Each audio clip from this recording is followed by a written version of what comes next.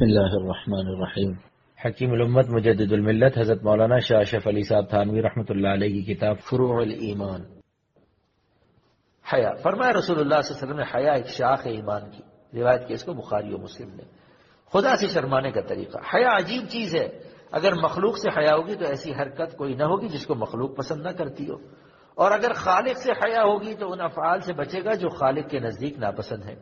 مخلوق سے تو حیا کرنا ایک طبعی امر ہے، البتہ خالق سے حیا کرنے کا طریقہ معلوم کرنا ضرور ہے۔ طریقہ اس کا یہ ہے کہ کوئی وقت تنہائی کا مقرر کر کے بیٹھ کر اپنی نافرمانی اور اللہ تعالیٰ کی نعمتیں یاد کیا کرے۔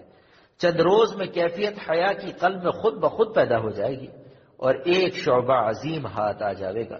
شکر کی دو قسمیں، شکر کرنا خالق کا جو منعم حقیقی ہے، فرمایا اللہ تعالیٰ نے وَاشْكُرُوا لِي وَلَا تَكْفُرُونَ، تم میرا شکر کرو، میری ناشکری مت کرو۔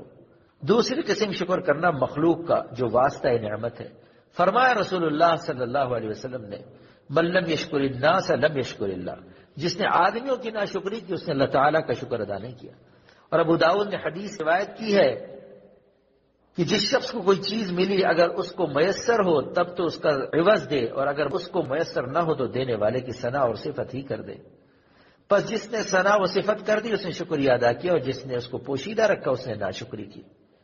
شکر حقیقت نعمت کی قدردانی کرنا، شکر کی حقیقت نعمت کی قدردانی کرنا۔ جب نعمت کی قدر ہوگی تو منعم کی بھی ضرور قدر ہوگی، اور جس کے ذریعے سے وہ نعمت پہنچی اس کی بھی قدر ہوگی۔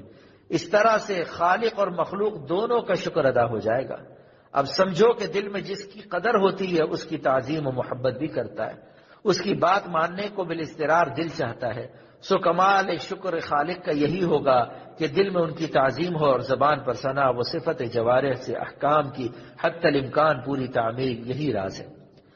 مفہوم شکر کے عام ہونے میں قلب و لسان اور جوارح تینوں اس کے محل ورود ہیں۔